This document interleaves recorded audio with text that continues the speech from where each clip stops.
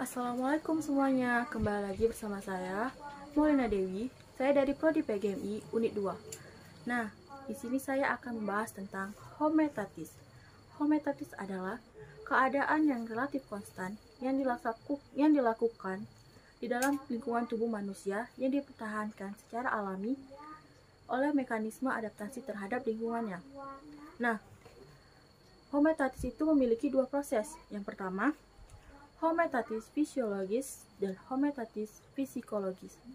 Apa itu homeostatis fisiologis? Homeostatis fisiologis adalah homeostatis dalam tubuh manusia dikendalikan oleh sistem otonom dan sistem endokrin. Dan apa itu homeostatis psikologis? Homeostatis fisiologis adalah yang berfokus pada keseimbangan emosional dan kesejahteraan mental. Dan apa itu tujuan dari homeostatis?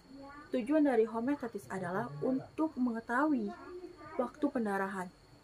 Nah, di sini ada dijelaskan tentang kadar gula darah turun. Apa itu kadar gula turun? Yang biasa kita sebut adalah darah rendah. Darah rendah adalah kondisi di mana ketika kadar gula kita berada di bawah keadaan normal. Nah, apa saja gejala-gejala dalam darah rendah? Yang pertama, pola makan yang tidak sehat. Yang kedua adalah aktivitas atau olahraga tanpa makan yang cukup. Dan gejala-gejala apa saja dalam darah rendah? Yang pertama, mudah lapar, sulit konsentrasi, lelah, mudah marah, kesemutan, dan pusing.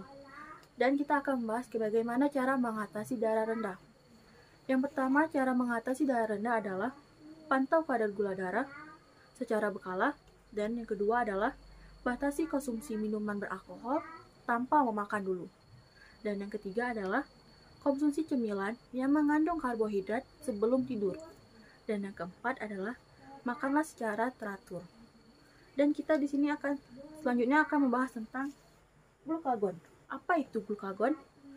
Glukagon adalah hormon sintesis yang digunakan untuk mengatasi kadar gula darah yang sangat rendah pada penderita diabetes yang digunakan oleh insulin. Untuk meningkatkan gula darah atau glukosa, glukagon bekerja dengan cara memicu hati untuk memulihkan gula simpanan atau glikogen. Untuk memulihkan gula simpanan atau glikogen menjadi glukosa, lalu melepaskan ke dalam aliran darah. Untuk membantu radiologi, glukagon akan bekerja dengan merelaksasikan obat halus secara perlahan. Nah, di sini kita akan membahas tentang kadar gula darah naik. Biasanya kadar gula darah naik yang kita kenal adalah darah tinggi. Kondisi ini ketika kadar gula darah naik adalah mengalami kenaikan secara drastis. Nah, kita akan mengenali gejala-gejala apa saja yang ada dalam darah tinggi. Yang pertama, terjadinya penurunan berat badan, namun nafsu makan bertambah. Yang kedua adalah sering merasa haus dan mulut terasa kering. Yang ketiga adalah kulit terasa gatal dan terasa kering. Dan yang keempat adalah sering sakit kepala secara kepanjangan.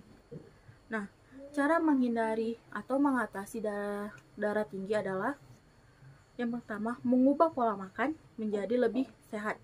Yang kedua, rutinitas olahraga secara teratur.